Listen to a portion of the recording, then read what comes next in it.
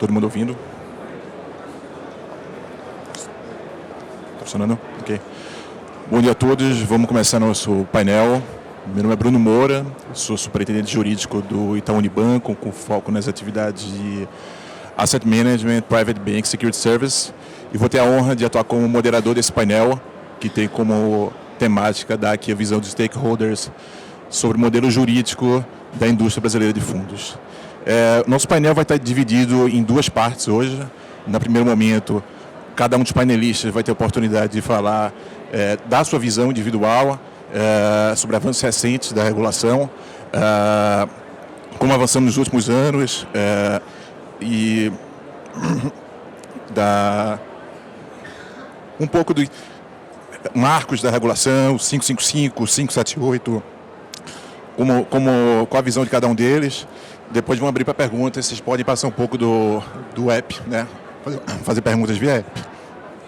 Enfim, vou abrir aqui para o Fábio, para o Gustavo e para a Silmara, tá bom? Começando pela Silmara. Silmara, por favor. Silmara Bacani. A Silmara é Head Bank of New York Mellon, com mais de 20 anos de experiência aqui na indústria de fundos. O Bruno foi bonzinho com esses 20 anos, viu? Tá ótimo. Obrigado, Silmara. Bem-vinda. Passando agora para o Fábio Cepeda. Fábio, advogado, com experiência na indústria de fundos também. Bem-vindo, Fábio. Obrigado pela presença. Gustavo Gonzalez, diretor da CVM, vai trazer um pouco da visão do regulador aqui para o nosso painel.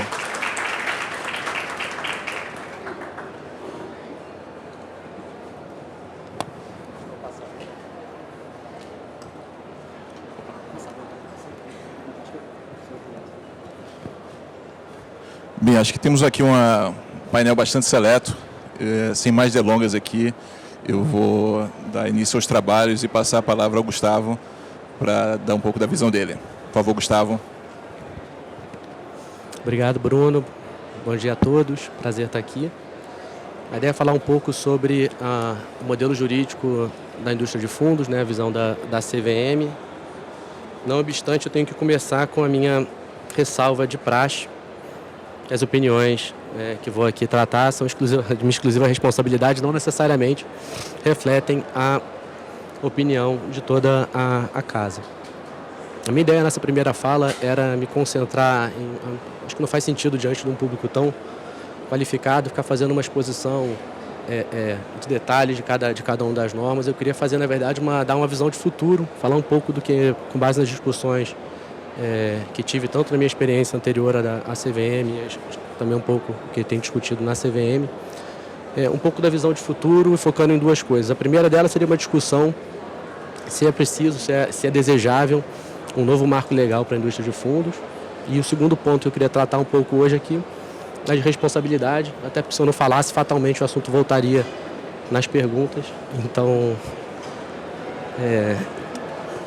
começando sobre o histórico da indústria de fundos, né? E a doutrina diz que os primeiros mecanismos de investimento eles surgem na década de 40, como estruturas societárias, basicamente ou eram sociedades de investimento ou sociedades em contas de participação.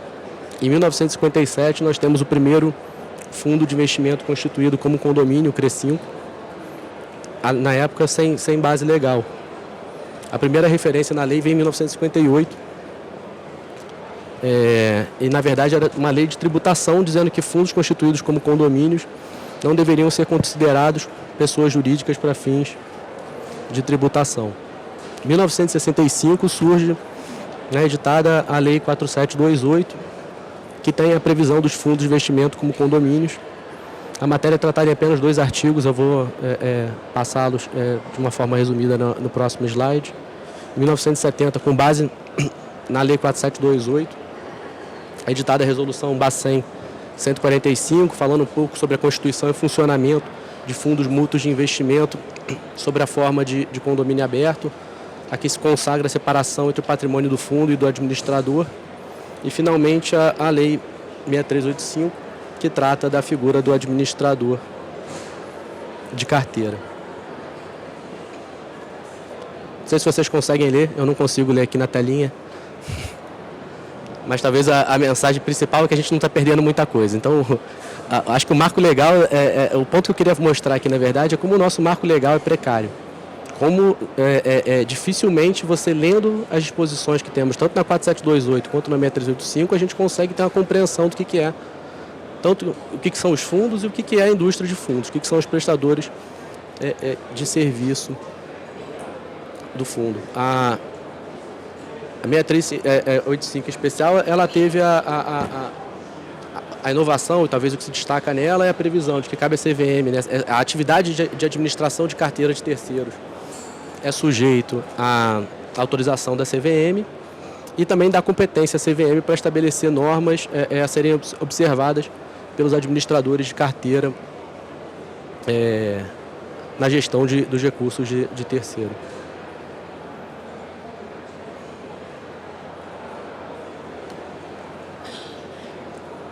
Por que eu queria tratar desse ponto? Eu acho esse ponto tão importante. Eu acho que é fundamental em qualquer discussão sobre o marco jurídico da indústria de fundos, a gente ter clareza sobre a precariedade. Eu já vou voltar aqui à minha cola, começar. Mas ter uma noção da precariedade do modelo, né, da base jurídica sobre a qual ela se sustenta. E, em especial, quais são os pontos que, a meu ver, mereciam uma reflexão. Eu não estou aqui fechando pontos se ela é ou não necessária, mas quais pontos que, a meu ver, eles deveriam ser abordados numa eventual mudança legislativa. Acho que o primeiro deles é a natureza jurídica dos fundos de investimento. Hoje os fundos são condomínios, mas a rigor, qual é o regime desse condomínio? A verdade é que por regulação da CVM, a gente afasta hoje uma série de disposições do Código Civil. Quando você vê o regime geral do condomínio do Código Civil, ele é um regime que não funciona à perfeição para o regime jurídico de um fundo de investimento. Começa até pela própria Constituição, né? Como é que é um fundo que surge por um ato administrador? Que tipo de condomínio é esse? Naquele momento não há que se falar em natureza condominial. E há uma série de outras discussões sobre, né, a própria relação do condômino com o condomínio, que o regime do fundo é um regime diferente, né? O cotista ele é titular de uma cota, ele não acaba que é uma relação diferente do que tem um condômino com um condomínio. Eu não estou aqui dizendo que a gente necessariamente deva mudar a natureza jurídica dos fundos, até porque discussões jurídicas à parte, eu não sei de grandes problemas judiciais que surgiram até hoje por conta dessa alteração. Mas é importante entender, em primeiro lugar, em se mantendo uma natureza jurídica de fundos, que tecnicamente talvez não seja a mais adequada, seria conveniente, por exemplo, que se prevesse na regra quais dispositivos do regime geral de condomínios não são aplicáveis ao fundo de investimento, a esse condomínio de natureza especial. Talvez, inclusive, levando para o Código Civil alguma disposição específica sobre esse tipo de condomínio. O segundo ponto que me parece importante é sobre a atualização das regras sobre os prestadores de serviços fiduciários. E por que eu digo isso? A 6385, esse é um ponto importante, inclusive, para entender o regime que foi construído a partir dela. A 6385, ela basicamente faz referência à figura do administrador de carteira de recursos de terceiros. A indústria, ao longo dos anos, ela evoluiu, né? A nossa indústria se tornou mais complexa e é um pouco dessa complexidade que vai surgindo a necessidade de especialização de atividades. E me parece que resultante dessa especialização de atividades, começa a surgir a segregação de uma série de serviços que possivelmente há 40 anos atrás eram prestados por uma pessoa jurídica única, eles começam a ser passados por uma multiplicidade de agentes diferentes. Me parece que seria interessante, é claro, não estou dizendo aqui que a lei deveria esgotar o assunto e fazer um regime muito minucioso, acho que isso cabe à regulação da CVM, a gente tem um dinamismo, né? A lei, por definição, é algo que muda com uma frequência menor do que um regulamento. O processo legislativo é um processo mais complexo do que o processo normativo. Está o Antônio me olhando aqui para deixar eu mentir. Então, é claro, não estou aqui defendendo que o regime jurídico deveria ser um regime estanque, excessivamente detalhado, mas simplesmente prever que as atividades que gravitam em torno da vida, o funcionamento de um fundo, elas são prestadas por mais de um agente, é algo que me parece que seria muito positivo na regra. Inclusive, eu vou falar um pouco mais sobre esse ponto depois, para se estabelecer talvez um regime mais equilibrado de responsabilidade para cada um desses agentes. Terceiro ponto que me parece relevante falar é sobre o regime de responsabilidade dos cotistas. Talvez aqui seja algo especialmente dramático para a indústria de fundos de investimento e participação, mas é um ponto que é verdade que a base legal hoje né, tudo é construção jurisprudencial a partir de alguma coisa que a doutrina fala, a partir em grande parte de bom senso, mas a gente não tem, especialmente considerando a natureza condominial de um fundo, um regime hoje robusto que confira segurança para os cotistas ao investirem em fundos, especialmente em fundos que estão mais sujeitos aos riscos do ativo investido, eu diria.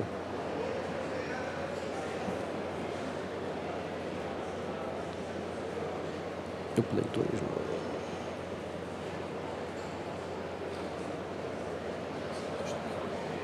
Acho que não. Eu pulei dois, não? Acho que não, né? Enfim, tratando um pouco, já mencionei um pouco, né? Acho que a discussão sobre a responsabilidade dos prestadores de serviços fiduciários na indústria de fundos, ela precisa necessariamente considerar o aumento de complexidade da indústria, as novas demandas e o desdobramento das atividades em novas especializações. A regulação da CVM, acho que ela já caminhou de uma forma relevante nessa matéria, mas me parece, a gente até teve uma discussão preliminar aqui, os membros do painel, falei que é importante a regulação ela ser, de certa forma, aderente, refletir a realidade adequada. É claro que o objetivo da regulação não é simplesmente refletir a realidade regulada, né? Ela tem um papel importante de indução de comportamento e, às vezes, induzir as pessoas a adotarem melhores práticas. Dito isso, mesmo esse trabalho de indução de comportamento, de cobrança de condutas desejadas, ela não pode ser feita num exercício totalmente dissociado da realidade, sob pena da gente chegar a padrões de conduta que são padrões de conduta descabidos, criação de custos que não fazem sentido para a própria indústria. Mas o ponto, eu volto a insistir, me parece importante entender um pouco o marco legal, quando se fala inclusive na evolução da regulamentação, das limitações que a CVM teve quando fez o avanço, especialmente aqui me refiro a 558. A 558 ela faz um avanço importante, a meu ver, na distinção da figura do administrador fiduciário e do gestor de carteira, mas continua mantendo isso dentro de um grupo, né, do administrador de carteira. E por que ela faz isso? Porque a lei pressupõe, a base legal, artigo 23 da lei, ela diz que a figura central é o administrador de carteira. E, de certa forma, é até curioso a gente ver que o termo administrador acabou ficando para o administrador fiduciário, quando o administrador de carteira da lei me parece que é muito mais aderente com o conceito de gestor, né? E se imaginava, na verdade, o que é interessante, é que o gestor era o protagonista, o gestor fazia tudo, e o modelo de negócio, talvez o modelo refletindo um Brasil de alguns anos atrás, era que o administrador era talvez o protagonista do fundo. Dito isso, a regulação sempre previu a possibilidade de terceirização de serviços, mas partindo desse modelo, no qual o administrador fiduciário, o administrador seria o protagonista do fundo, previa que todas as contratações eram feitas pelo próprio administrador fiduciário, mediante uma prévia criteriosa análise e seleção do contratado, devendo figurar sempre como, né, interveniente anuente, artigo 79 da 409. A primeira pergunta aqui, talvez, nessa visão de futuro, é até que ponto que esse protagonismo ele é adequado, e se ele é adequado, eu acho que em algumas situações ele ainda é, mas será que ele é para todos os fundos? Acabei pulando sem, mas o que me parece? Assim, acho que é inegável que em certos fundos, quem contrata o administrador, acho que tanto em alguns fundos estruturados, nos quais o gestor ele tem um papel diferenciado, como mesmo em alguns fundos típicos de 555, a gente tem uma indústria hoje de asset management que é tão qualificada que na prática muitas vezes você procura o gestor que é o dono do fundo. Será que a gente deve ainda continuar tendo um modelo rígido em que todos os fundos, o administrador fiduciário, ele é o protagonista? Eu tenho um pouco de dúvidas. Não digo, em especial nos fundos 555, que você talvez devesse fazer um movimento já abrangendo, por exemplo, fundos de varejo. Mas será que um fundo destinado exclusivamente a qualificados, um fundo para profissionais, eu não posso ter um modelo mais flexível na qual se reconheça que quem está se buscando ali é a relação primordial, de onde saem os outros contratos, é a relação do investidor, do cotista, com o gestor e não com o administrador fiduciário? Me parece que sim. Acho importante, por outro lado, a gente entender a origem legal e as razões, o modelo, né, construído na regulamentação, na qual o administrador fiduciário delega atividades que pela lei a princípio parecem que seriam exercidas para ele a terceiros, para entender a própria natureza da solidariedade, que muitas vezes é mal compreendida até por pessoas que trabalham na indústria de fundos. Não vou dizer aqui nesse momento se ela é boa ou se ela é ruim, mas a solidariedade ela tem um conceito delimitado. Ela é uma responsabilidade que se exige que a contratação, a delegação de serviços, que a princípio pela lei seriam essenciais do administrador a terceiro, eles seriam de tal forma essenciais à atividade de administração que a delegação deveria se manter a solidariedade.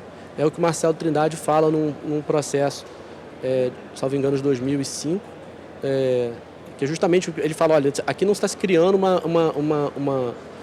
uma hipótese de responsabilidade civil ou de solidariedade em obrigações civis, porque a CVM não teria competência para tanto. A CVM simplesmente está condicionando a contratação de terceiro, a delegação de serviço a terceiro, a inclusão no contrato dessa cláusula de terceirização. O assunto aqui me parece voltar, mais uma vez, para a dinâmica que se estabelece. É verdade em todos os fundos que o administrador ele tem a função tão essencial que ele está contratando o serviço de terceiro. A própria regulamentação, de certa forma, ela já mudou de uma abordagem personalista para uma abordagem, né, uma regulação baseada em atividades. Tanto que o administrador pode delegar para terceiros, mas há certos serviços essenciais para a natureza de fundos que ele só pode exercer se ele for autorizado a tanto, que mostra que, na verdade, a nossa regulamentação já tem essa tensão entre a regulamentação da pessoa e a regulamentação da atividade. E aqui, de novo, me parece que eu volto à discussão sobre talvez a necessidade ou conveniência da gente começar a discutir um regime um pouco mais modulado. Considerando a dinâmica de alguns fundos específicos, faz sentido falar em solidariedade como uma regra geral para todos os fundos?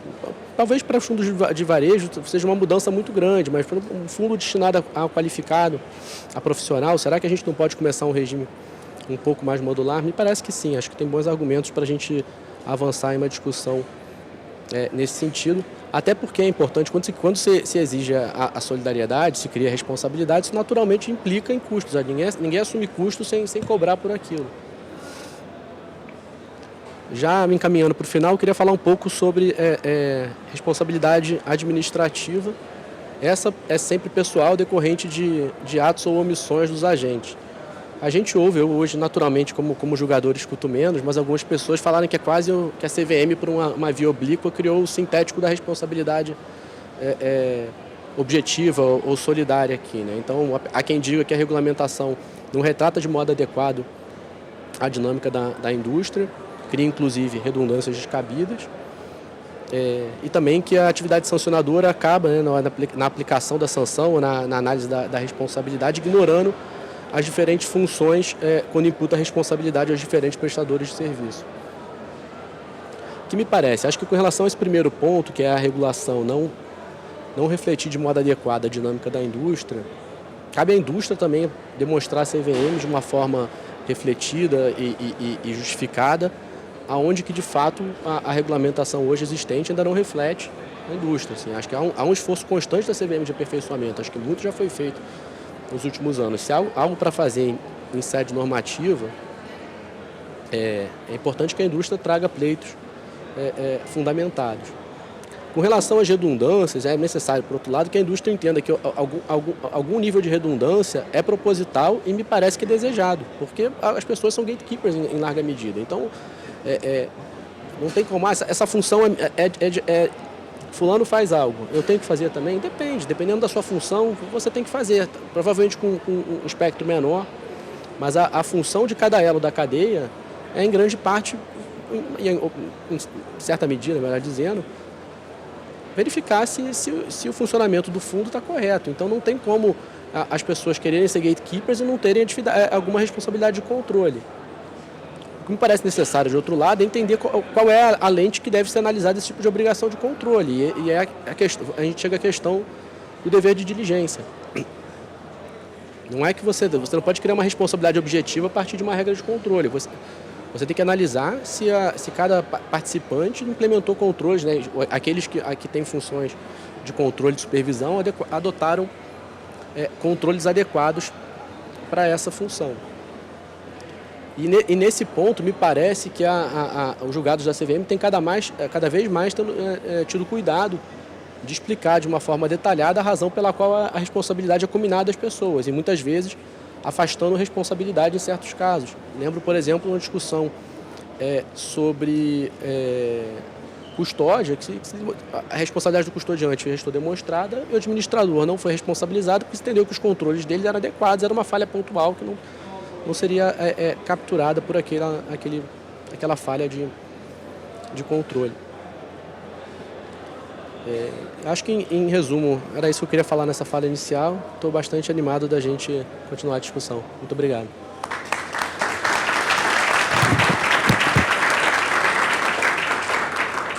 Obrigado, Gustavo.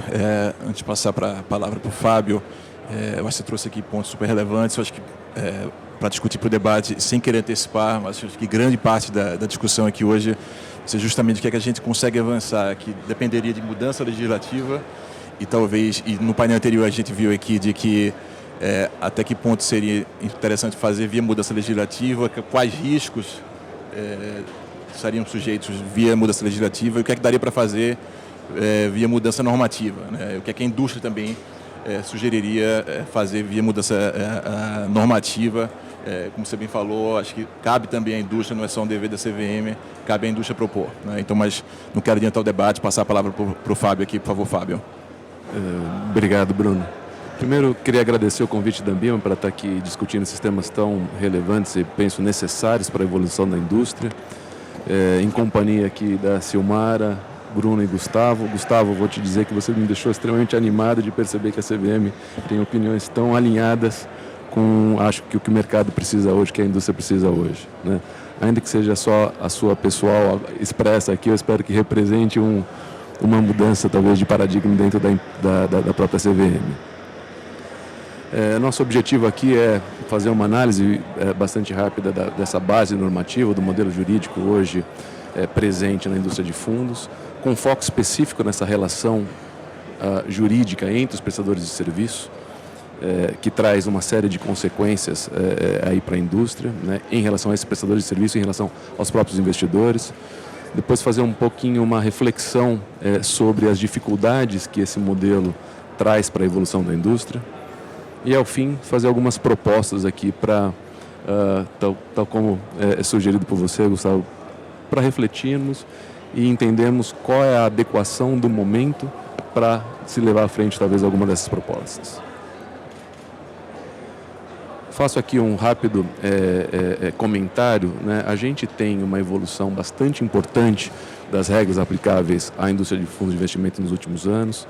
Vou me ater aqui, né? Poderia comentar as normas específicas em relação a cada um dos fundos, né? Edição de normas específicas para os fundos líquidos, a 555, para a FIPS, que é 578, algumas alterações para fundos imobiliários e FDICs, bastante positivas.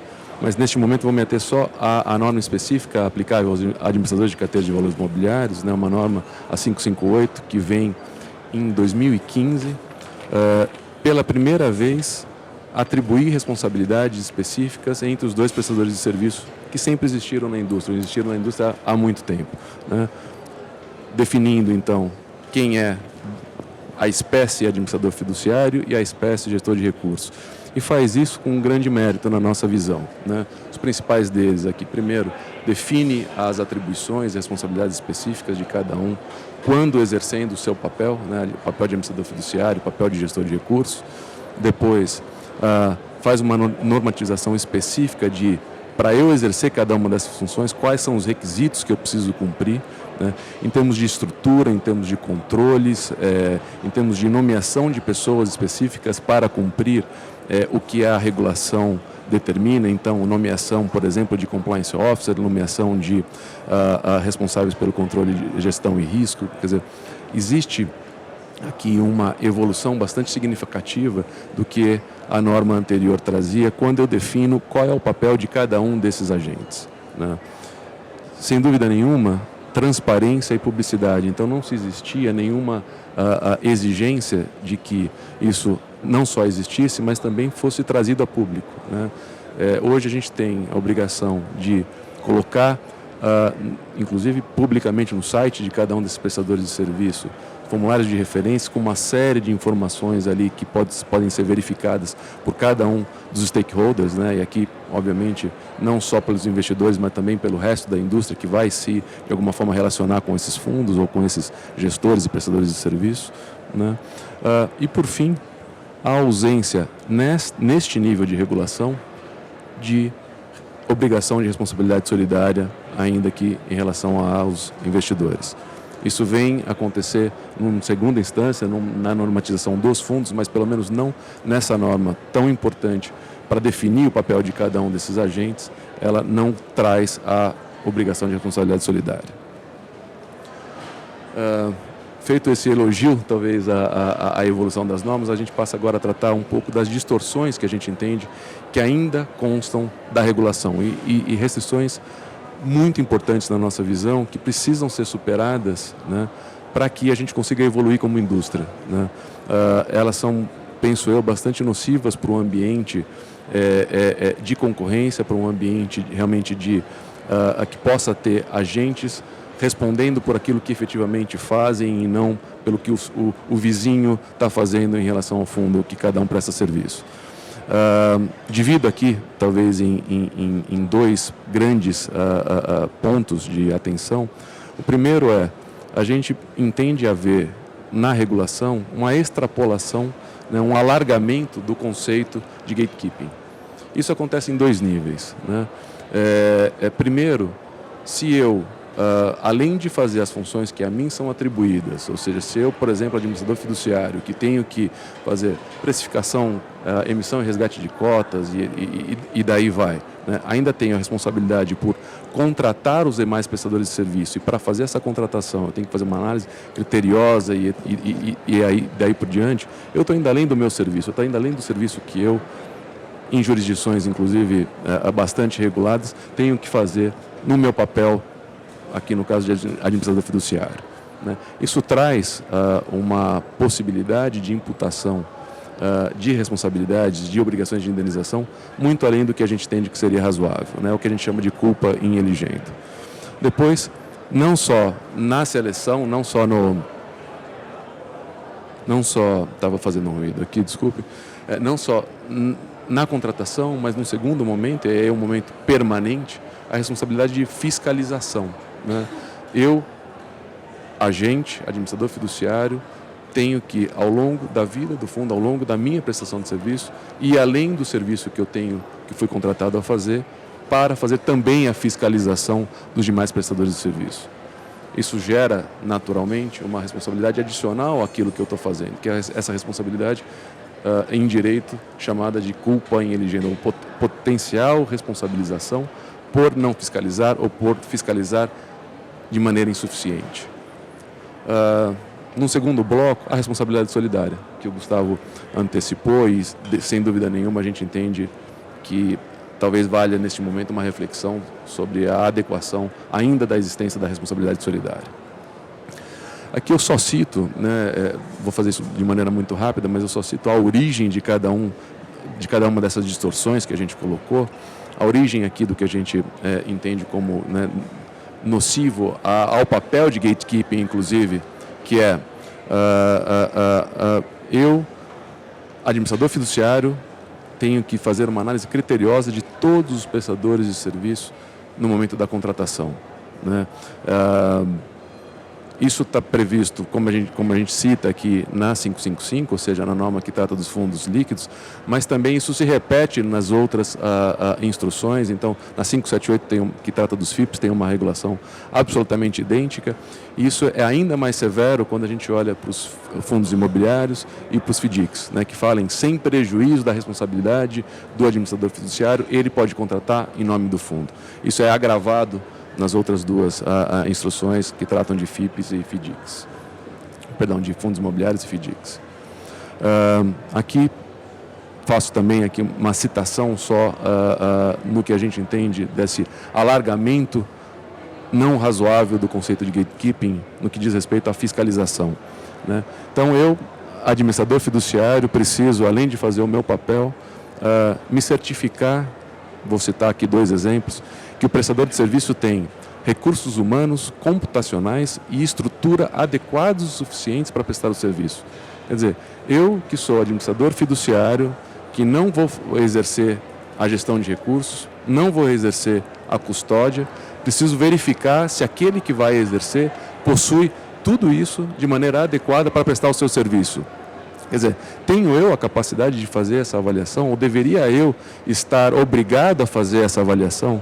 Né? Nos parece que não, nos parece que a resposta automática é não. E isso é assim porque a regulação e porque o ambiente regulatório, quando essas instruções foram elaboradas, assim exigia. E a gente acha que esse ambiente hoje talvez tenha no mínimo um espaço para reflexão de alteração. Né?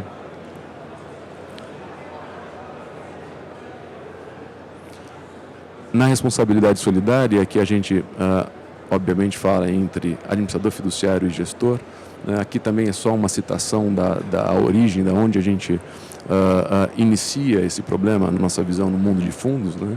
Que é administrador e gestor serem solidariamente responsáveis por prejuízos causados aos investidores pelo descumprimento da norma, pelo descumprimento do mandato específico do fundo. Né? E aqui, obviamente, isso vem de uma mão dupla. Né? O gestor responde por prejuízo causado pelo administrador de maneira solidária e vice-versa. Naturalmente, isso traz uma série de desconfortos e inseguranças que repercutem de diversas maneiras como um desestímulo, eu penso, para a indústria, ou como um entrave bastante importante para a indústria. Muito bem, aqui, feito pelo menos a gente tentou até agora definir quais são os problemas, quais são as distorções, mas agora, quais são de fato os reflexos e as dificuldades que a indústria enfrenta por conta desse arcabouço regulatório, por conta desse modelo jurídico. Né? Primeiro, você tem uma distorção, também tocada pelo Gustavo, uma distorção muito clara da realidade da indústria, da dinâmica da indústria e da regulação. Né? Se a gente pensar que um fundo, ele nasce, na verdade, da ideia de um gestor que estabelece qual é a política de investimento e o objetivo de investimento, quais são os critérios, qual é o público-alvo que ele vai prospectar, dado a estratégia e dado, né, as condições e termos daquele fundo. Ele seleciona os prestadores de serviço, então ele vai atrás dos administradores fiduciários, dos custodiantes, daí por diante, e no momento em que ele define quem será esse prestador de serviço, a regulação obriga a uma inversão de papéis. O administrador, então, passa a ter que contratá-lo, o administrador fiduciário que vai constituir o fundo, e ele tem, conforme a gente colocou há pouco, a obrigação, inclusive, de fazer uma análise criteriosa para fazer a contratação daquele que, na verdade, o está contratando, se a gente for olhar a realidade dos fatos. Então, é uma inversão absolutamente importante, que a regulação não acompanha a dinâmica da indústria. E aqui num ponto bastante relevante, isso não tem paralelo até onde a gente conhece, não tem paralelo em nenhuma outra jurisdição. Né? Você vai montar um fundo lá fora, inclusive para diversos gestores para os quais a gente faz isso, em qualquer outra jurisdição, ainda que extremamente regulada também, e não existe essa inversão de papéis. Né?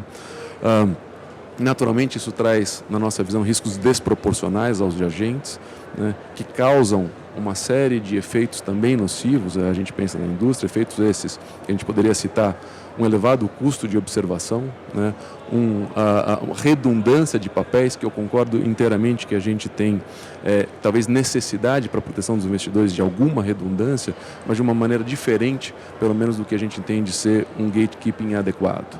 Né? Você tem, por conta disso, também a interferência, talvez, no papel do gestor pelo administrador fiduciário, que, de maneira absolutamente compreensível, para se proteger das obrigações que ele tem que cumprir, ele acaba tendo que interferir no papel de um outro agente, que é o gestor de recursos. Naturalmente, isso causa um desestímulo, talvez, para a prestação de serviço, por esses vários agentes, em especial, na nossa visão, pelos administradores fiduciários. E o efeito disso se a gente olha agora para a ponta dos gestores de recursos, uma dificuldade, inclusive, de selecionar os administradores fiduciários, que acabam ou saindo de determinados mercados, principalmente quando a gente fala de prestação de administração fiduciária para fundos mais complexos, Isso é um ponto absolutamente relevante, porque a gente olha para a indústria e sem dúvida nenhuma essa indústria se desenvolvendo em produtos complexos por conta de queda de juros, por conta de estabilidade de juros em patamares muito baixos. Naturalmente a gente precisa de alternativas para se buscar retornos que antes se conseguia com produtos mais líquidos, simplesmente com a aquisição de títulos públicos. A gente vê isso como um problema absolutamente relevante que precisa ser solucionado. E as consequências são essas que eu já citei, quer dizer, saída de bons players do mercado, a restrição a ofertas de serviço absolutamente necessárias para a indústria, uma potencial concentração de mercado. Se alguns estão saindo, naturalmente você tem uma concentração naqueles que ainda decidem ficar, e talvez isso inviabilize ou uma redução dessas taxas, né? A ausência de uma concorrência adequada, naturalmente em qualquer mercado, gera uma impossibilidade de redução de taxas ou até um aumento de taxas. Quando a gente olha para o judiciário, né, e como é que o judiciário recebe todas essas distorções da regulação, a gente tem uma preocupação adicional, né? Que preocupação é essa? Quer dizer, se eu, judiciário, os juízes, os julgadores, que certamente não têm nenhuma familiaridade ou muito pouca familiaridade, em regra, com a normatização, com a regulação de CVM, sou obrigado a decidir, e quando eu olho, né, naturalmente por dever de ofício, eles vão naturalmente olhar essa regulação, mas eu vejo disposições sobre obrigação, responsabilidade solidária, sobre obrigação de fiscalizar, sobre obrigação de contratar após análise criteriosa. Muito provavelmente eu vou confundir todos esses papéis, ou no mínimo vou ter uma dificuldade grande em separar qual é a função de cada um, até onde a responsabilidade de um vai e até onde começa a responsabilidade do outro. E quando eu falo em solidariedade, isso é o máximo do problema, que é não preciso nem fazer essa diferenciação. E depois os agentes que se virem em direito de regresso, etc. Quer dizer, é um ambiente que a gente julga bastante inapropriado. Eu acho que é a não contribuição da regulação para um problema seguinte, que é se há um evento que é levado ao judiciário, o judiciário certamente terá uma dificuldade grande em emanar decisões alinhadas com o que a indústria deseja e com o que seria o ideal para qualquer indústria se a gente compara com jurisdições, de novo, ainda que extremamente reguladas. Muito bem. Posicionada a regulação e posicionada as distorções que a gente entende sobre essa regulação, a gente gostaria de trazer aqui algumas propostas para a evolução da indústria, né, de maneira bastante concreta, e faço ao final, esse é um ponto importante, faço ao final uma consideração se, para a gente evoluir dentro dessas propostas que estamos trazendo aqui, a gente precisa de fato da mudança legislativa, de um novo marco regulatório no âmbito legislativo ou não. Até onde a gente consegue avançar e até onde a gente realmente precisaria de uma mudança legislativa para seguir avançando. Primeiro ponto, por óbvio, e penso eu, neste momento, o mais importante que precisaria se considerar e refletir para a gente evoluir é qual é o conceito adequado de gatekeeping? Até onde esse conceito deveria ir, né? As respostas que a gente encontra, e isso é bastante empírico e é bastante, né, no escritório a gente, como talvez boa parte saiba, a gente é direcionado a pensar o tempo todo sobre essa indústria, né? Eu acho que o gatekeeping ele tem que levar em consideração 3 pilares e não só o primeiro deles. Sem dúvida nenhuma, talvez o mais importante é a proteção ao investidor. Esse pilar, se abandonado por qualquer regulação, certamente resultará em problemas muito mais severos do que a própria indústria quer, jogando contra a indústria. Mas ele não é o único, né? Ele deve estar também, e de maneira talvez equilibrada, sendo suportado por outros 2 pilares nessa função de gatekeeping. Obrigações e responsabilidades adstritas e proporcionais aos serviços prestados, né? Não pode ser além daquilo para o qual eu de fato sou contratado para desempenhar as funções. Isso tem que estar alinhado com o conceito de proteção ao investidor. E por fim, a eliminação de redundâncias, né, e a redução de custos de observação desnecessários, né? A redundância talvez seja necessária em um ou outro ponto, mas não em todos, né? E certamente não no nível que a gente entende que a regulação hoje está. exclusão da responsabilidade solidária. Acho que tem sim uma consideração para todos, mas na nossa visão, talvez para todos, né? Acho que esse é o caminho ou o direcionamento que a indústria deveria perseguir, que a regulação deveria perseguir, e não por si só, porque a gente acha que tem a possibilidade de haver a proteção aos investidores por outros meios e não através da a responsabilidade solidária. Faço aqui talvez um exemplo para a nossa reflexão em termos de enquadramento de carteira, para tentar materializar o que eu coloco como sugestão, né? Esse enquadramento de carteira, na nossa visão, tem que ser feito pelo gestor, num primeiro momento, né? Se eu concebi o fundo, se eu sei que existem regras, tanto do próprio investidor, através do mandato, através do regulamento do fundo, né? E a norma, a regulação traz essas definições também do que eu preciso observar, a função é minha, como gestor, de fazer o enquadramento. Eu não posso gerir este fundo ignorando essas instruções de como eu tenho que fazer o meu papel de gestor. Num segundo momento, e acho que aqui cabe a redundância, num segundo momento, você ter no papel do administrador fiduciário, fazer a verificação desse enquadramento, vem a bem da indústria, vem como proteção ao investidor.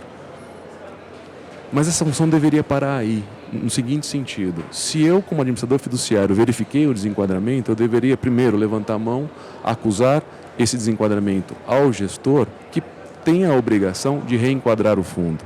E eu, neste mesmo momento, como administrador fiduciário, vou comunicar à CVM, né, o regulador e o autorregulador, que desempenha um papel extremamente importante hoje também, sobre aquele evento, né? Mas eu não deveria estar obrigado, como administrador fiduciário, a eu reenquadrar o fundo, porque esse papel não é meu, esse papel é do gestor, né? E a minha responsabilidade deveria ir até aí, verificar o enquadramento e fazer o que a gente chama de whistleblowing, né? A partir daí, se o gestor não reenquadrar o fundo, não o fizer de maneira adequada, ele deve ser responsabilizado. E existe totalmente mecanismos, tanto regulatórios quanto autorregulatórios, para essa responsabilização, né? Então a gente traça aqui o que a gente entende como conceito ideal de gatekeeping. É sim uma verificação, mas não uma interferência e não uma substituição de papéis, né? Pelo histórico da regulação, a gente entende as motivações disso, as motivações de ter alguém supostamente mais regulado no passado, né, ou supostamente com um bolso mais fundo até, se a gente quiser, fazendo esse papel, mas a gente entende que, como evolução da indústria, isso deveria ser reconsiderado, né, por algumas razões, e falo um pouco mais adiante também.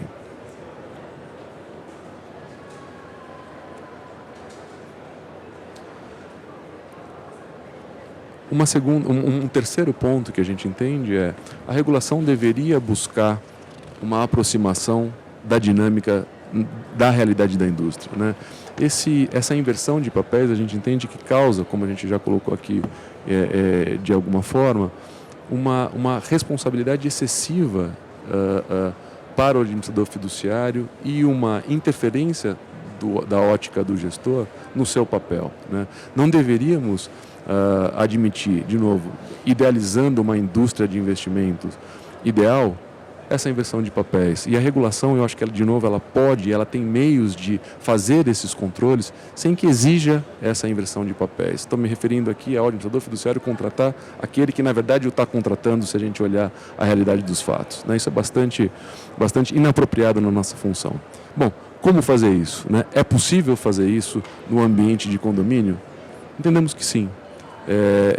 Nós já temos aqui um condomínio sui generis bastante distante ou distanciado do condomínio previsto no Código Civil. A própria regulação já admite a diferenciação e o distanciamento quando diz que, né, num condomínio você tem tipicamente a representação por um único administrador. A gente já entende que não é assim, a regulação já comporta essa diferenciação. Então, quando ela indica que nos FIPs os gestores são os responsáveis por assinar acordos de acionistas das companhias investidas, ela já está admitindo que existe outro que represente o fundo, né? E é por essa linha que a gente entende que deveria caminhar a regulação. Então, concretamente, o que seria a constituição de um fundo nesse modelo que a gente julga ideal, né? O fundo deveria nascer ou deveria ser constituído pelos principais gestores, pelos principais agentes daquele fundo, pelos principais prestadores de serviço, de maneira simultânea. Então, não tem mais o papel do administrador fiduciário constituindo o fundo e aí ele contratando todos os prestadores de serviço. Esse fundo deveria ser constituído, no mínimo, pelo administrador fiduciário junto com o gestor. Talvez uma reflexão custodiante também, porque a gente entende que esses são os 3 principais pilares de um fundo de investimento, né? E esses deveriam constar na largada e receberem os seus poderes, direitos e obrigações oriundos da própria regulação. Acho que aqui a gente faz uma diferença absolutamente importante que vai trazer um benefício muito grande em todas as repercussões de distorções que a gente estava colocando anteriormente e, em especial, responsabilização. Né? Nascer o produto da maneira correta, refletindo o que de fato acontece, a gente entende que a gente evita grande parte dos problemas que a gente hoje encontra na regulação. Isso é de substancial importância na nossa visão se a gente considerar um principal fator. O gatekeeping não pode ser um prestador de serviço supervisionando a capacidade do outro prestador de serviço desempenhar suas funções, né? A gente tem eu avanço aqui um pouquinho, mas a gente tem uma diferenciação que a gente julga absolutamente importante e fundamental de se compreender. O gatekeeping deveria estar focado no o que o gatekeeper tem que controlar e não quem o gatekeeper tem que controlar. Essa é a grande diferença que eu acho que pode fazer uma diferença, uma evolução da nossa indústria de maneira absolutamente correta para o caminho que a gente entende como definitivo, né? Eu, como gatekeeper, vou olhar o desenquadramento do fundo e não se o gestor tem a capacidade ou não de desempenhar o papel dele como gestor. Esse não é um papel de um agente da indústria, esse é o papel do regulador e isso é o papel do autorregulador, né? Faço aqui também uma consideração importante, acompanhando aqui alguns painéis da Ambima. Quer dizer, se antes a gente tinha um modelo em que nem todos os prestadores de serviço, e aqui falo de administrador fiduciário e gestor, eram devidamente regulados, obrigados a ter estrutura, compliance officer, etc., hoje o ambiente, passados aqui 5 anos, é absolutamente diferente, né? Eu tenho todos os prestadores devidamente regulados, autorregulados e tenho o segundo ponto muito importante de mudança desse ambiente, que é a supervisão da própria Ambima, que se a CVM não tinha capacidade financeira e o corpo técnico em montante suficiente, em número de pessoas suficientes para fazer a fiscalização, hoje a gente tem o suporte, né, da autorregulação e o suporte formal pelos convênios e capacidade de supervisão que permitem a gente, pelo menos, considerar essa evolução, trazendo a regulação para o patamar correto em termos de responsabilidade entre os prestadores de serviço.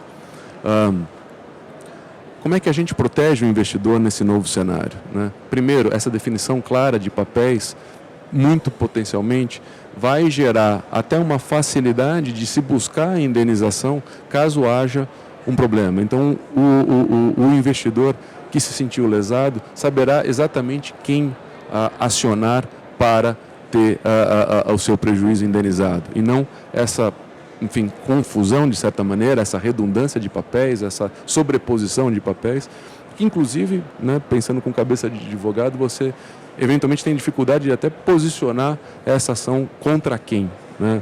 Isso é absolutamente nocivo e obviamente gera um problema relevante, que é os julgamentos serem desalinhados com o papel que cada prestador de serviço desempenha.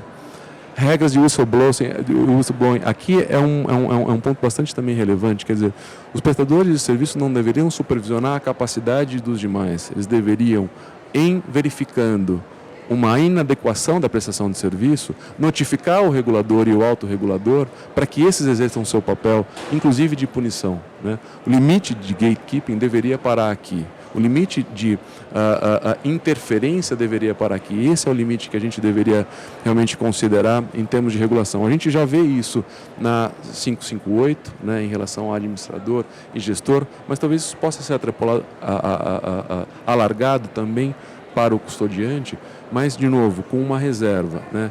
Eu não preciso ficar fazendo algo além do meu papel, né? Aqui o conceito de o que eu vou verificar e não quem eu vou verificar. Mas se eu identificar uma inadequação, se eu identificar algum desvio da norma ou desvio do mandato, eu sou obrigado a fazer essa notificação. Isso é que a gente entende como whistleblowing absolutamente positivo e saudável para a indústria, como também um pilar de proteção. O terceiro, lembrando que, e eu faço ponto aqui, pegando o gancho com diversos painéis a respeito disso aqui ao longo do Congresso, né, eu tenho todos os prestadores de serviço devidamente regulados, supervisionados, né, inclusive pela autorregulação. Isso é um ambiente, de novo, absolutamente distinto do que existia há 5 anos atrás, certamente há 10 anos atrás. Em que medida? Né? Capacidade de fiscalização, capacidade de monitoramento, capacidade de punição de uma maneira bastante concreta pelo autorregulador. Esse é um ambiente que nos deveria deixar com muito maior liberdade para reavaliar a própria regulação. Existiria um quarto pilar, que a gente já faço aqui o meu posicionamento, um quarto pilar que a gente entende possível, porém inadequado, que seria a exigência de capital mínimo para os vários prestadores de serviço. Por que inadequado? Estamos diante de obrigação de meio, né? Eu, como prestador de serviço, tenho uma relação com os investidores bastante diferente daquela que uma instituição financeira tem com seus poupadores, né? Se a gente fala que eu vou captar dinheiro para mim mesmo, que é o caso da instituição financeira, exigir capital mínimo, exigir regras de Basileia consolidadas há décadas, faz todo sentido. Exigir capital mínimo do prestador de serviço nos parece bastante inadequado, bastante distante aqui dos objetivos, né? Esse é um ponto. O segundo ponto é a quantidade de capital mínimo eventualmente exigida pode ter uma de duas distorções com um grande grau de convicção. A primeira, ou ele é insuficiente para cobrir as perdas que podem haver, né? Quando a gente fala no capital mínimo de 550 mil para uma DTVM exercer a administração fiduciária, 550 mil para dezenas ou centenas de bilhões administrados, certamente não vai fazer a diferença na proteção aos investidores, né? Num segundo ângulo, a gente poderia ter uma exigência de capital mínimo muito elevado, o que vai trazer o problema que a gente quer superar, que é a ausência de concorrência, né? Um capital mínimo muito elevado vai tirar seguramente players existentes ou eventualmente novos players que desejam entrar, dado uma limitação econômica. Aqui eu faço agora o comentário final, já avancei no tempo aqui, Bruno, prometo que não farei mais do que isso. Comentário final de: precisamos de mudança legislativa para implementar essas propostas que eu acabo de fazer, né? Temos duas, na verdade, respostas para essa pergunta. A primeira é não, pelo menos não, para a grande maioria dos problemas que nós tocamos, né? Revisão do conceito de gatekeeping. Definitivamente a gente não precisa de mudança legislativa para isso, né? Exclusão da responsabilidade solidária. Definitivamente não precisamos de mudança, pelo menos na nossa visão, de mudança legislativa para isso. Precisaríamos de mudança legislativa, aí sim, para dois fatores absolutamente também importantes para a evolução da indústria.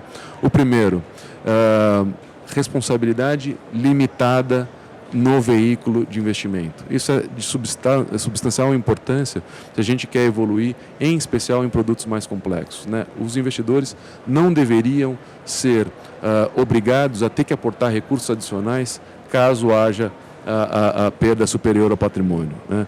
Aqui sim a gente identifica uma necessidade de mudança da natureza jurídica do condomínio, né? Talvez passando para realmente sociedades de investimento, como havia no passado e como a gente enxerga em diversas jurisdições mundo afora.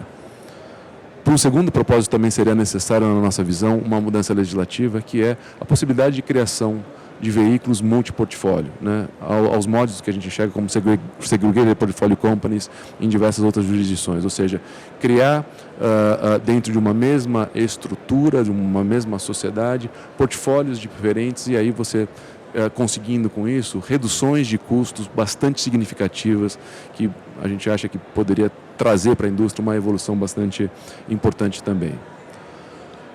Esses eram os comentários que a gente queria trazer para a nossa reflexão. De novo, muito feliz que está alinhado, aparentemente, com o que se pretende considerar na CVM, e fico à disposição para discutirmos mais no próximo momento. Obrigado.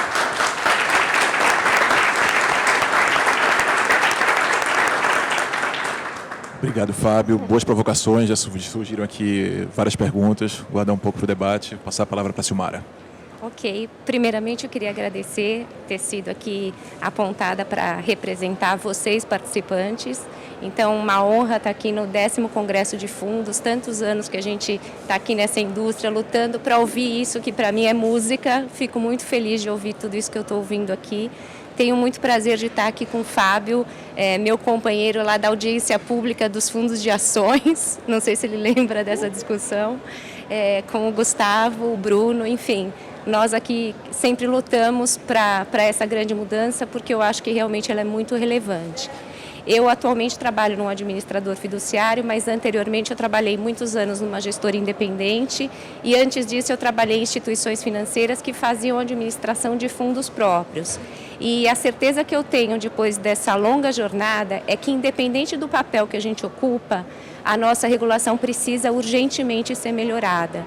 E de ontem para hoje, depois que eu participei de alguns painéis sobre tecnologia, cibernética, sobre os produtos estruturados, sobre a queda da taxa de juros, isso tudo me deixou em pânico. Por quê? Porque eu sei que os nossos gestores vão, enfim, ter ideias maravilhosas. E aí eu pergunto, será que nós, administradores, vamos conseguir supervisionar e questionar esses gestores se eles estão fazendo certo? Eu diria que a gente não tem essa capacidade técnica para fazer isso.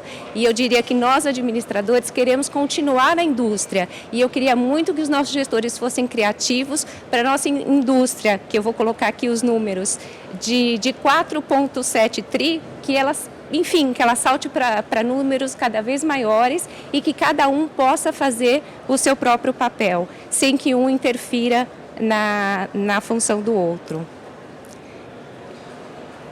Eu estou tentando passar aqui o... Peraí. Bom, a gente tem aqui, eu peguei aqui grandes números aqui, só para a gente começar a nossa conversa. Quando a gente percebe aqui, ontem já foi falado, 4,7 tri, a nossa indústria de fundos, uma indústria extremamente relevante. Quando a gente vê aqui a quantidade de fundos existentes, eu concordo que a gente tem essa questão de ter fundos de cotas, talvez porque a gente não tem as classes, mas enfim, um número muito expressivo de fundos. Mas o meu foco aqui, onde eu chamo mais atenção, embora todos os fundos precisem dessa revisão e desse pensamento, eu acho que tem um grupo que ele está assim urgindo por socorro, que são os fundos que são administrados e geridos por partes que não têm vínculo societário, ou seja, a relação entre elas é uma relação comercial e não uma relação societária.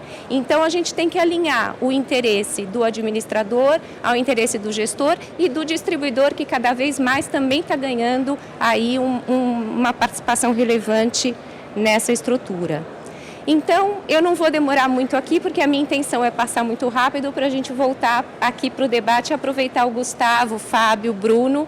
Mas, como já foi dito, na regulação, o grande centro aí da nossa indústria é o administrador, e a gente sabe que isso remonta à época, vamos lembrar, os fundos basicamente eram produtos bancários, então os bancos tinham ali um setor de fundos, ele podia exercer todas as atividades nos fundos ou ele podia decidir contratar terceiros. Então, a grande origem, assim, deixando de lado todo o lado regulatório histórico que foi passado, em resumo é isso. Então, os fundos eram produtos bancários e o banco era o centro de tudo e o cliente conhecia o banco.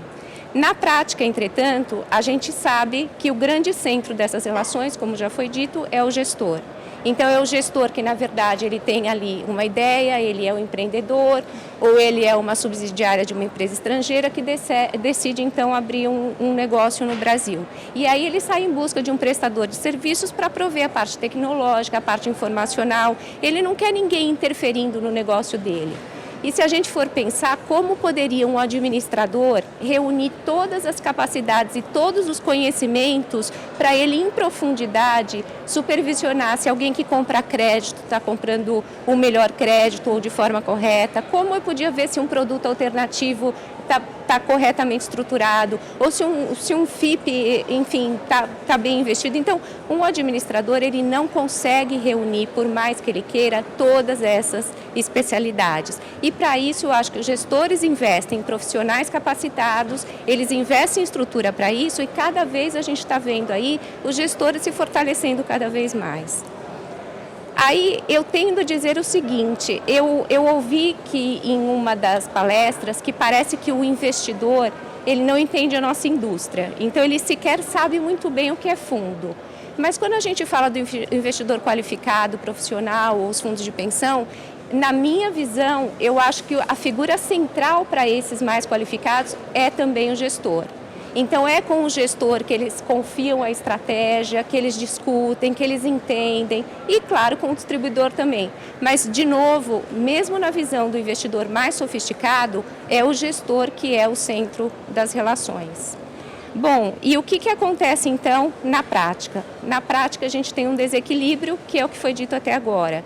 Então a gente tem uma supervisão que é cobrada de forma não prescritiva, de forma ilimitada, então eu tenho que supervisionar tudo e às vezes a sensação é que você é regulado à medida que as coisas acontecem, então você não tem uma norma que diz, o exemplo que o Fábio deu é um exemplo que eu gosto de usar também, que é a questão do enquadramento. Para mim faz sentido a supervisão no enquadramento, mas será que faz sentido a supervisão em tantas outras coisas que sequer estão escritas na norma, que o administrador pós-fato, muitas vezes é requerido a supervisionar, então numa visão às vezes retrospectiva, ele é questionado a supervisionar. E o gestor, como fica no dia a dia? Ele ali investiu, ele contratou pessoas capacitadas para desenvolver uma estratégia, um produto, e ele tem que discutir com um funcionário do administrador que não reúne nem de perto o mesmo conhecimento e ele tem que prestar contas daquele produto que ele fez para uma pessoa que não tem o mesmo conhecimento. Então isso gera o que a gente coloca aqui, esse desequilíbrio. E aí é que vem a nossa parte principal, que é o que eu quero passar aqui para o debate. Como é que a gente, então, encontra esse equilíbrio entre a nossa realidade, que eu acho que, enfim, é muito clara, e o que diz hoje a regulamentação? Então, as questões eu acho que antes de passar para o debate, para a discussão, já foi dito aqui pelo próprio Gustavo, eu acho que o regulador tem tido um cuidado, o colegiado, nos votos, de com muita cautela distinguir os papéis entre administrador, gestor, custodiante. Eu admiro muito, eu fico até às vezes emocionada com certos votos que vem ali o reconhecimento. Quando eu leio eu falo, puxa, que bom, alguém percebe, mas é muito tarde. A hora que você tem isso julgado pelo colegiado, se a gente perceber o quanto nós gastamos no dia a dia para manter o negócio, tanto o gestor, para ele provar que a tese dele faz sentido, que a estrutura faz sentido, e para o administrador para supervisionar, quanto recurso cada um de nós despendeu ali. Quando, na verdade, se o administrador tivesse focado no seu dever informacional, no seu dever de precificação, no seu dever de enquadramento pós-fato, quantas melhorias e segurança a gente podia trazer para a indústria. E se o gestor pudesse ali ter a sua capacidade técnica e ele cuidar do seu negócio, quanto valor a gente podia agregar para a parte principal dessa relação, que é o investidor. Então, eu termino rapidamente por aqui, volto para o Bruno, para a gente então começar aqui o nosso debate e tentar seguir então nessa linha. Muito obrigada a todos.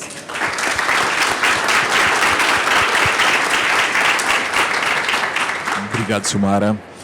Bem, eu acho que temos aqui já algumas perguntas e talvez a primeira, eu vou aproveitar aqui e fazer uma pergunta minha em relação ao dever de supervisão. Acho que foi um ponto comum aqui do debate, da insegurança que isso gera. Acho que o Fábio tocou aqui muito bem uma proposta de tentar dar mais objetividade em relação ao dever de supervisão. Eu acho que tem se discutido isso muito no âmbito administrativo e eu queria tentar trazer aqui um viés em relação ao Poder Judiciário. Eu acho que no painel anterior o Rubens trouxe aqui uma pesquisa do quanto o Judiciário desconhece o mecanismo de fundos de investimento e os prestadores de serviços. Acho que ainda temos poucos casos julgados no Judiciário e talvez a discussão de cláusula de solidariedade ainda sequer foi muito testada. Acho que os talvez os grandes eventos que levaram à judicialização de casos, talvez marcação no mercado, desvalorização de dólar no final da década de 90, começo de 2000, ainda era uma indústria diferente. Então, era uma indústria que era muito concentrada em banco, que tinha administrador fiduciário e gestor no próprio conglomerado. A gente está caminhando para uma indústria de aço independente, como a Silmara colocou, com administrador fiduciário de conglomerado diferente do gestor. E aí tem a discussão de cláusula, que talvez a gente já vá tocar nela, mas eu queria focar na supervisão, porque da forma que está hoje, e o Fábio passou aqui pelo artigo 29, ele é bastante aberto. Se na nossa indústria, numa relação, na indústria assim, entre administrador e gestor, numa discussão regulador-regulado, já tem toda essa insegurança, eu fico imaginando quando você leva isso para o judiciário, assim, o quão aberto é, e que, inevitavelmente, o administrador fiduciário, se não for por uma aplicação do CDC, que tentamos afastar, se não for por uma aplicação de uma cláusula de solidariedade, ele, inevitavelmente, ele vai ser condenado por falha no dever de supervisão, porque é bastante amplo da forma que está hoje. Então, a pergunta que eu queria colocar aqui para a mesa, principalmente, Gustavo, para te ouvir um pouco, e Fábio, como é que vocês veem isso? Ainda não é algo que aconteceu, como vimos aqui dados empíricos, temos poucos casos, mas olhando um pouco à frente, me parece que cada vez mais tende a ter mais casos judicializados. Como é que vocês veem, até que ponto é possível avançar, se é algo, e como poderíamos trazer mais segurança jurídica nesse aspecto, focado especificamente ao dever de supervisão do administrador fiduciário?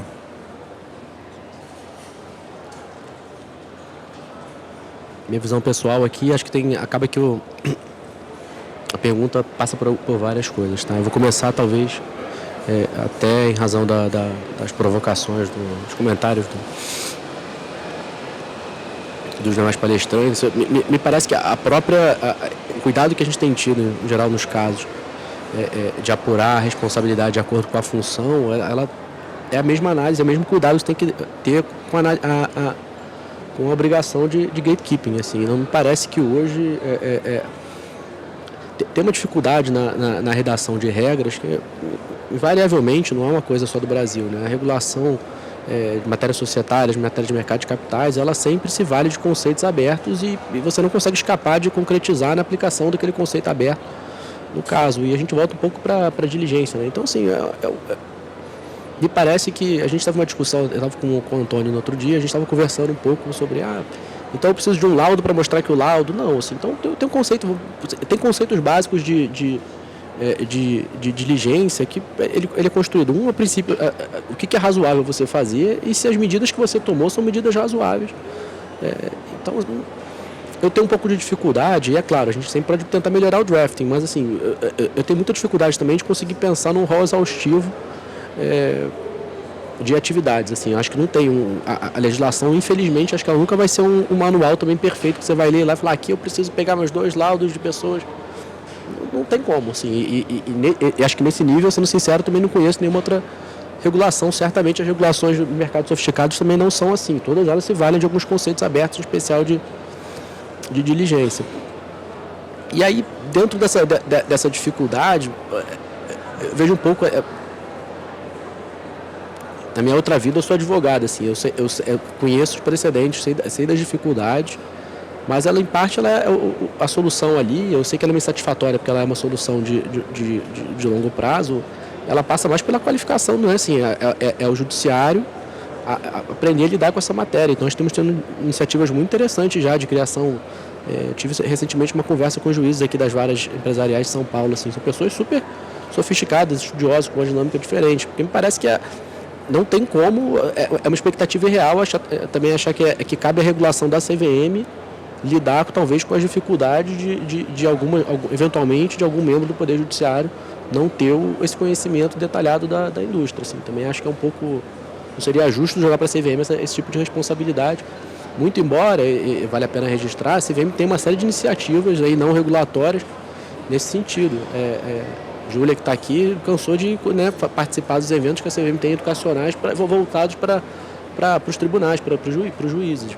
Não me parece que é um problema nesse ponto especial, tirando e deixando de lado, óbvio, a discussão da solidariedade, que especialmente quando você não é sofisticado, é uma saída muito fácil, né? Então acho que é um problema, talvez, é que a solidariedade geral é usada como Não vou discutir nada, Solidário teve problema, mas não me parece que é um problema de regulação, a princípio.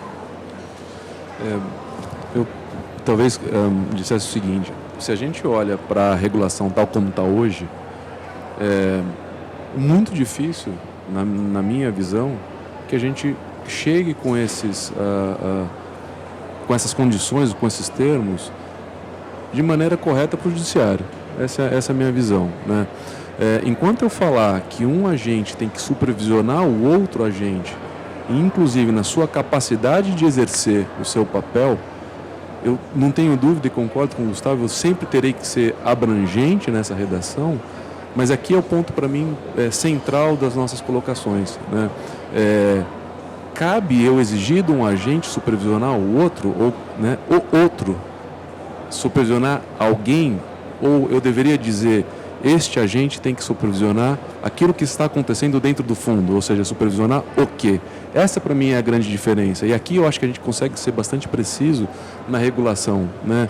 Uma coisa é eu, administrador fiduciário, verificar o enquadramento da carteira, outra coisa é eu ter que verificar que o gestor tem capacidade de exercer o seu papel e fazer este enquadramento. São coisas bastante distintas. É aqui que eu acho que a regulação deveria avançar de maneira bastante intensa, ou precisa avançar de maneira bastante intensa.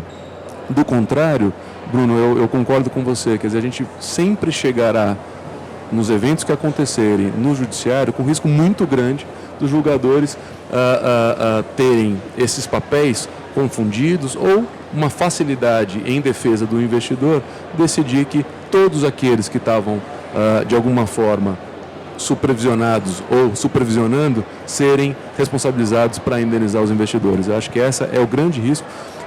Eu também concordo que a gente ainda não chegou numa maturidade de decisões ou de jurisprudência para conseguir avaliar isso adequadamente. A gente teve uma enxurrada penso eu, de ações na época de marcação ao mercado, que remonta a 2002, com decisões bastante, eu diria até favoráveis à indústria, mas eu acho que a gente vai, a partir de agora, a partir da maturação da indústria, de produtos muito mais complexos, ter que revisitar muito isso, né? Essas coisas chegarão no judiciário invariavelmente e deveriam chegar lá, e acho que esse é o papel, penso eu, da indústria e da regulação, chegar lá da maneira correta, chegar lá com os papéis muito bem definidos, chegar lá sem supervisão de quem, supervisão de o que, se a gente fala em gatekeeping, né? Chegar lá de uma maneira bastante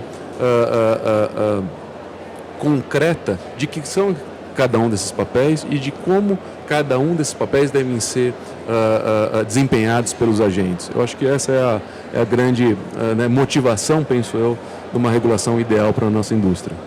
Bruno, até, se você me permite, às vezes um questionamento que eu gosto de fazer. Quando a gente pega a gente às vezes tende a não tomar decisões porque a gente tem o receio do que pode ocorrer. E aí, lembrando, quando a gente discutia a 476 antes dela existia uma discussão muito forte, mas faz sentido ter isso? Que perigo o nosso mercado vai correr? A gente viu que ela foi um sucesso, eu acho que trouxe um crescimento. A 558, quando a gente discutia, mas faz sentido o gestor poder distribuir seu produto?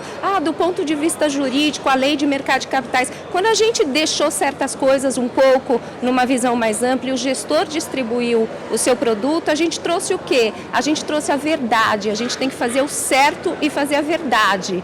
E a gente trouxe para a norma a realidade. Eu nunca, na minha empresa até hoje, ouvi uma reclamação de investidor reclamando que comprou um produto de um gestor e que ele fez uma venda inadequada. Nunca. Então, eu acho que a gente fez a coisa certa. Então, a gente tem que lutar aqui como indústria para fazer o certo. Porque se a gente vai crescer no mercado de capitais e fundo é o veículo bom para isso, eu acho que a gente não tem dúvida, a gente tem que crescer fazendo o certo. E aí eu fico com uma pergunta. Esses grandes casos que a gente usa como paradigma, às vezes para nos impedir de dar esse passo importante, mas teve o escândalo A, o B, o C, será que ali, se os papéis estivessem bem definidos, o resultado não podia ter sido melhor? Não sei, às vezes eu faço esse pensamento. Fábio, você ia... Não, eu concordo 100%, Silmara, e acho que você citou um exemplo muito evidente de inversão de papéis, né?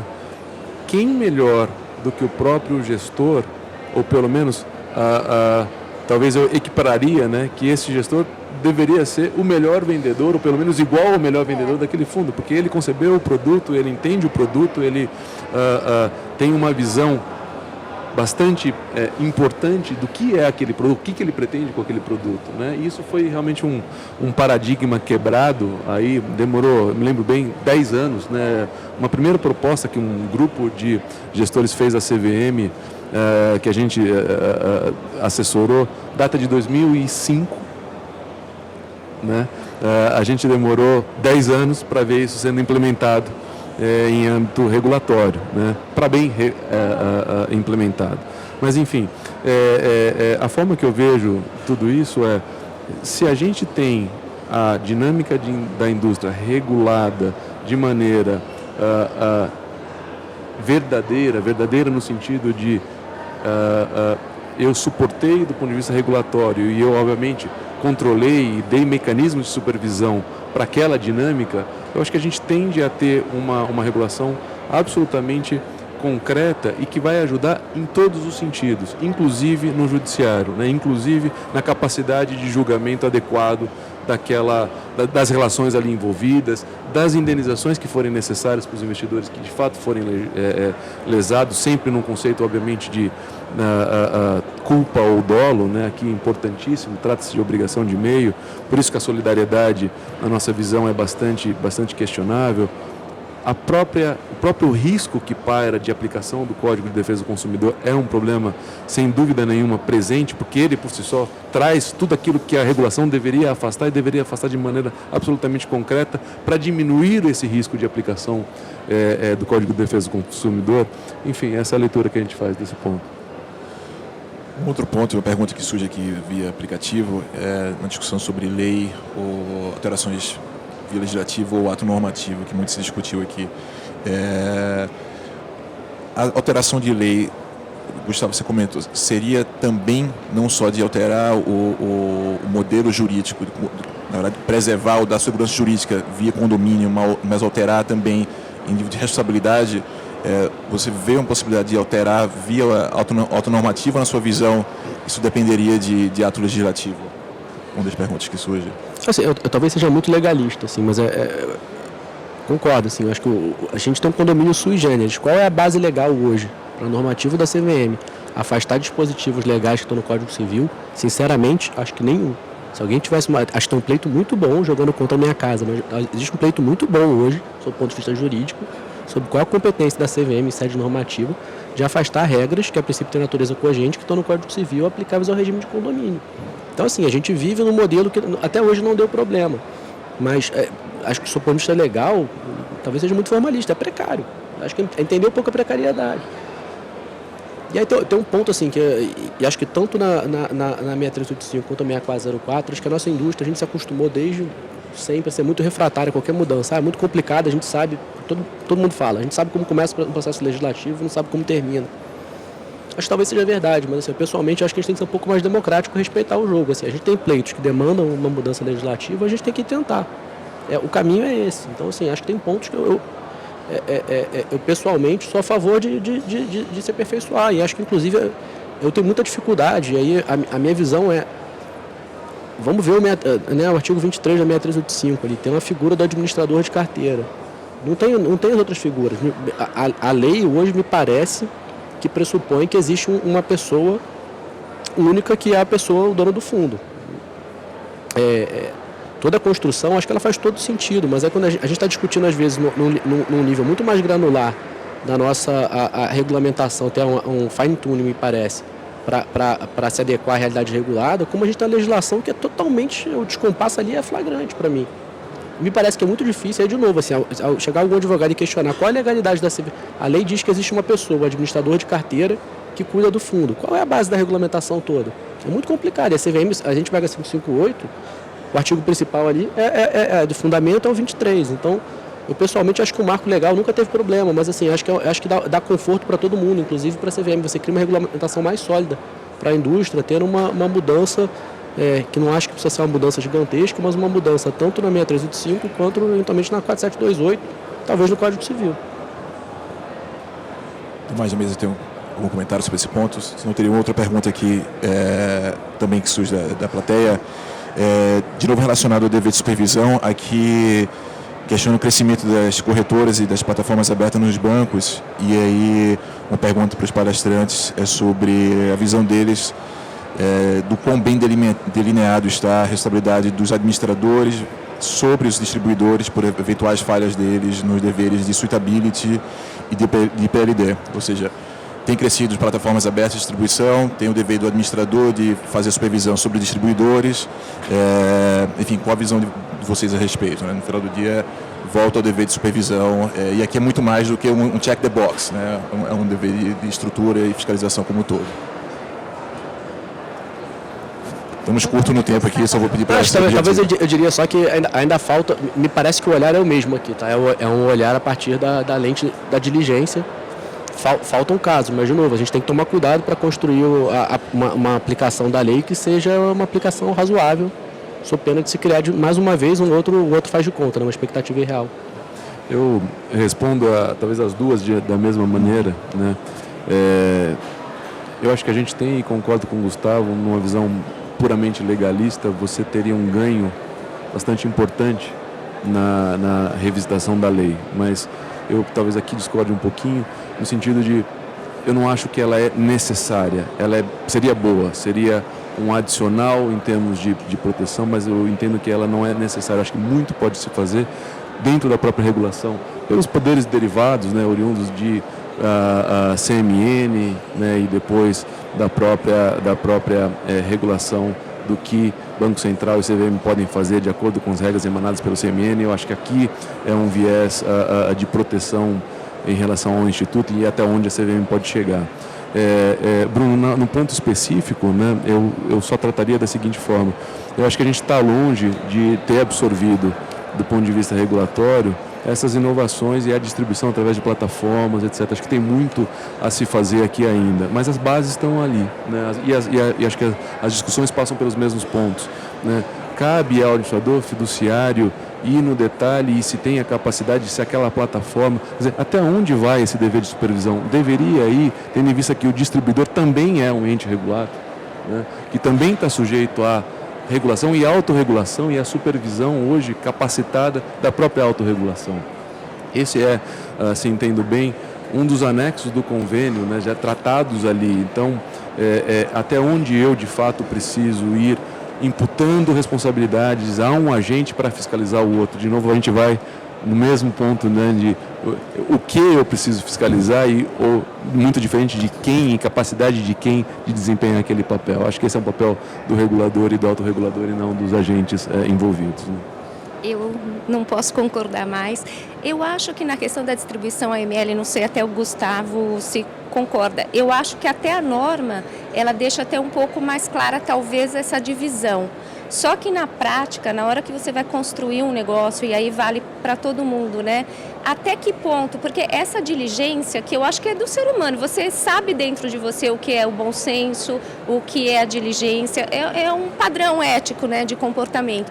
Mas na hora que você vai construir um negócio, estimar qual a capacidade tecnológica que você precisa, qual é o número de funcionários, essa diligência ampla, ela dificulta muitas vezes a construção dos nossos negócios, né? Será que eu estou devidamente capacitada na minha mão de obra para, de fato, até que ponto é essa supervisão? Eu acho que se a gente tivesse um pouco mais de clareza, não obstante a diligência, que eu acho que aí é do ser humano, a gente vai um pouco para o nosso campo da ética, do que é o certo, mas eu acho que a gente tinha que ter um pouco de umas diretrizes mais objetivas.